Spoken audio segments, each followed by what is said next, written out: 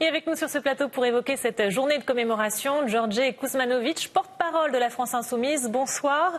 À vos côtés, Bernard Monod, député européen de Debout la France. Bonsoir, merci messieurs d'être avec nous sur ce plateau. Qu'est-ce que vous retenez, vous, de cette grande journée de commémoration? Emmanuel Macron souhaitait se mettre sur le devant de la scène internationale. C'est réussi ou pas? De son point de vue, je suppose que c'est réussi. Les caméras étaient là, il y avait 70 chefs d'État, 70 pays représentés en tout cas. Le problème, c'est que cette commémoration a été abordée de la plus mauvaise façon qui puisse être, surtout avec le forum sur la paix qu'il a lancé juste derrière. Et pour quelle raison? Mais c'est que cette guerre est une tragédie pour l'Europe et la civilisation, avec des massacres innombrables. En France, c'est 1,4 million de jeunes qui sont morts. Dans des pays européens comme la Serbie, c'était un tiers de la population qui a disparu. C'est un effondrement de la civilisation. Et ça devait être la der des der, ça devait limiter les guerres à venir, qui n'a pas été limité. Or, c'est un peu comme un exercice qu'il fait, en parlant de 14-18, sans se rendre compte de l'impérialisme d'aujourd'hui, qui est en particulier l'impérialisme états-unien, qui mène depuis la Deuxième Guerre mondiale 2 guerres en moyenne, une guerre tous les 2 ans. Récemment, on a vu la catastrophe en Irak. Monsieur Trump était là, alors que son allié, l'Arabie Saoudite, mène une guerre au Yémen. Il a rompu l'accord sur le nucléaire iranien. Bref, c'est un pays qui est hégémonique sur la planète. Et visiblement, la leçon n'a pas été tirée de la Première Guerre mondiale et de ses conséquences. Bernard Monod, un tel Barnum, est-ce que ça peut avoir une influence quelconque sur de grands dossiers diplomatiques? On va en parler, mais on sait que généralement, lors de ces grands événements historiques, en marge, il y a toujours des discussions qui peuvent faire avancer certains dossiers. Vous pensez que ce sera le cas avec cet événement aujourd'hui? Le Barnum, c'est exactement le mot en termes de communication, parce que c'était aussi la question précédente. Effectivement, il essaie d'exister par la communication pour faire oublier tout le reste, hein, c'est-à-dire la colère des Français qui monte. Et en même temps, il a provoqué cette semaine, parce que c'est très peu évoqué aujourd'hui, il y a 4 jours, il a quand même provoqué les États-Unis, la Chine et la Russie, avec des menaces cachées. Donc, si vous voulez... Vous évoquez l'armée européenne, son idée d'armée européenne, c'est ça? Oui, alors effectivement, pour lancer son idée d'armée européenne, par vassalité notamment par rapport à l'Allemagne et Mme Merkel. Donc, si vous voulez, voilà, il essaie d'exister par cette communication pour faire oublier tout le reste. Alors, on va revenir, si vous le voulez bien, sur son discours au pied de l'Arc de Triomphe ce matin. Emmanuel Macron qui n'a pas hésité à faire un parallèle, notamment entre la situation de l'entre-deux-guerres et la situation actuelle. On va écouter tout de suite un de ces extraits. Écoutez.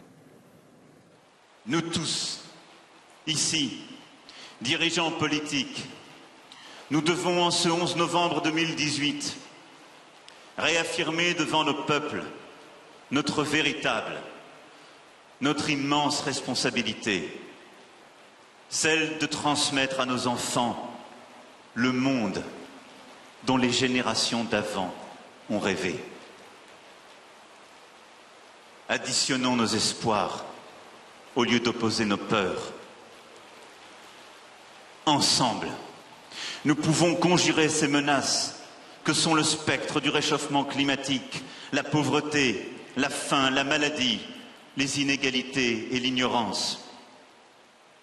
Nous avons engagé ce combat et nous pouvons le gagner. Poursuivons-le, car la victoire est possible. Ensemble, nous pouvons rompre avec la nouvelle trahison des clercs qui est à l'œuvre, celle qui alimente les contre-vérités, accepte les injustices qui minent nos peuples, nourrit les extrêmes et l'obscurantisme contemporain. Ensemble, nous pouvons faire surgir l'extraordinaire floraison des sciences, des arts, des échanges, de l'éducation, de la médecine, que partout dans le monde je vois poindre. Car notre monde est, si nous le voulons, à l'aube d'une époque nouvelle, d'une civilisation portant au plus haut les ambitions et les facultés de l'homme. Bernard Monod, ce discours-là de Emmanuel Macron dont on vient d'entendre un extrait, c'est quoi? C'est finalement se projeter à 6 mois des élections européennes avec cette idée de multilatéralisme. Il est en campagne, là? Exactement. Il a commencé la campagne européenne. Cet événement tombe à point nommé. Et donc, il a toujours des discours tout à fait grandiloquents, mais ça reste toujours des paroles. Les actes sont toujours les mêmes. Cette soumission à l'Allemagne de Mme Merkel dans tous les domaines. Et puis, clairement, il essaie de créer le décor pour les européennes en mai 2019, pour être le recours possible face à cet extrémisme dont il parle. On ne voit pas de quoi il s'agit vraiment, mais en tout cas, c'est quand même le retour des peuples, et c'est ça qu'il appelle extrémisme. Et il a fait l'éloge du patriotisme, qui est l'exact contraire du nationalisme. À qui il s'adresse lorsqu'il tient ce genre de propos sur la scène européenne? Je ne sais pas, peut-être qu'il s'adresse à ses amis en Ukraine, puisqu'il a reçu récemment le Premier ministre ukrainien, M. Paroubi, au Sénat et à l'Assemblée nationale, qui, je le rappelle, est celui qui a créé le parti néo-nazi, un des créateurs du parti néo-nazi Svoboda, et qui défilait sous des drapeaux qui portent le symbole de la division Das Reich, celle-là même qui s'est illustrée en France, à Oradour-sur-Glane. Effectivement, le problème du discours qu'il a, c'est un discours, bon, voilà, il a fait un discours creux, puisque la situation dans le monde, la paix dans le monde est menacée à bien des endroits. À bien des endroits, il y a la guerre.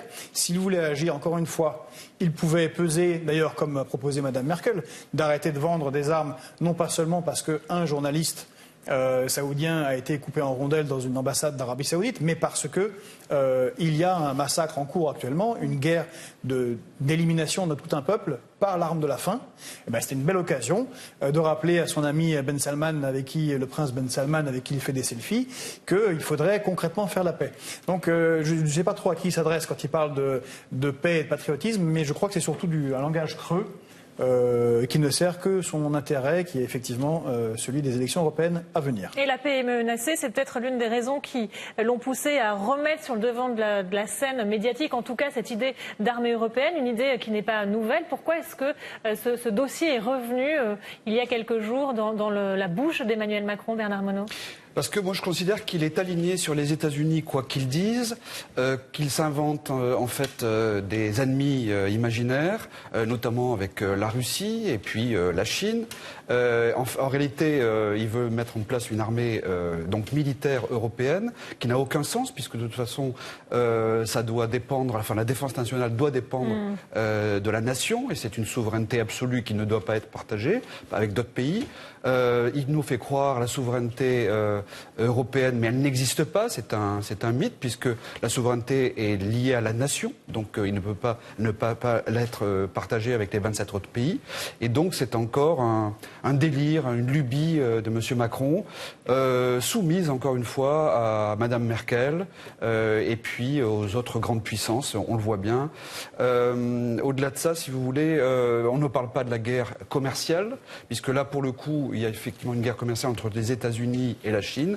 Et là, l'Union européenne et la France sont totalement impuissants dans la situation actuelle. Alors, les propos d'Emmanuel Macron sont ceux-là au sujet de cette armée européenne. Il faut nous protéger à l'égard de la Chine, de la Russie et même des États-Unis, des propos qui ont provoqué la fureur de Donald Trump il y a quelques jours. Cette idée d'une Europe qui se défende seule sans les États-Unis, qu'est-ce que vous en pensez à la France insoumise? On en pense surtout que c'est une fiction qui est vendue pour justifier... C'est de la communication, là aussi. Mais, bien sûr, personnellement, j'ai travaillé sur tous les textes de l'Europe de la défense. Il n'y en a pas un seul qui ne soit pas dans le cadre de l'OTAN. D'ailleurs, l'article 42 de la charte de l'OTAN stipule que les armées européennes sont sous commandement de l'OTAN. Donc c'est un pur mensonge. Mais alors, quid de cette réunion, qui s'est tenue à Paris mercredi, cette initiative européenne d'intervention? C'est la première réunion qui se tenait il y a quelques jours. Il y a une dizaine de représentants de la défense de plusieurs pays, la France, l'Allemagne, le Danemark, la Belgique, les Pays-Bas, l'Espagne, l'Estonie, le Portugal et le Royaume-Uni, rejoints par la Finlande en début de semaine. On peut s'imaginer que ce projet est lancé, ou là encore, ça n'est que communication? Le projet est lancé, mais pas celui dont a parlé Macron. Ce qui est lancé, c'est la remise sur le devant de la scène politique de la communauté européenne de défense contre laquelle s'était opposé le général de Gaulle, c'est-à-dire casser la souveraineté nationale en termes de défense, renforcer l'Allemagne qui réarme, parce que son budget militaire a doublé, et tendre vers une tension des relations internationales, en particulier avec la Russie. Parce que il faut rappeler quand même qu'après que Trump se soit fâché tout rouge contre cette petite sortie médiatique... Il lui a reproché des propos insultants. Oui, et puis de toute façon, le lendemain, comme d'habitude... Ton très conciliant du chef de l'État. Très conciliant, il est revenu sur ses propos et a dit que, bien sûr, l'armée européenne ne se construisait pas hors du cadre de l'OTAN. Et puis, il faut rappeler que cette année...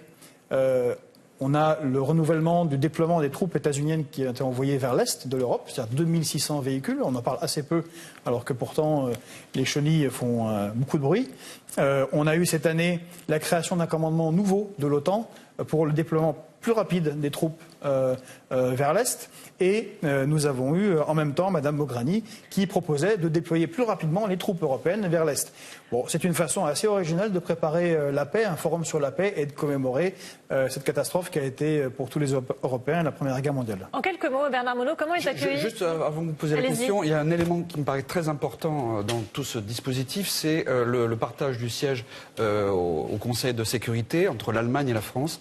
C'est un recul qui serait extrêmement grave, puisque c'est une perte totale de souveraineté de la France au sein de l'ONU, notamment pour les questions militaires. Et effectivement, monsieur en parlait au niveau de l'OTAN, la véritable solution, ce serait d'en sortir, puisque l'OTAN a été construite dans un modèle qui est bipolaire. Or, on est sorti de ce modèle bipolaire, c'était entre les États-Unis et la Russie. Or, on est dans un monde multipolaire aujourd'hui. Donc l'OTAN n'a plus aucune raison d'exister. Donc il faut évidemment en sortir et il faut évidemment garder un siège. Enfin, la France doit avoir un siège au Conseil de sécurité. Et ce sera le mot de la fin. Merci beaucoup, Bernard Monod. Je rappelle que vous êtes député européen Debout la France. Đorđe Kuzmanović, porte-parole de la France Insoumise. Merci beaucoup, messieurs, d'avoir accepté notre invitation sur RT France.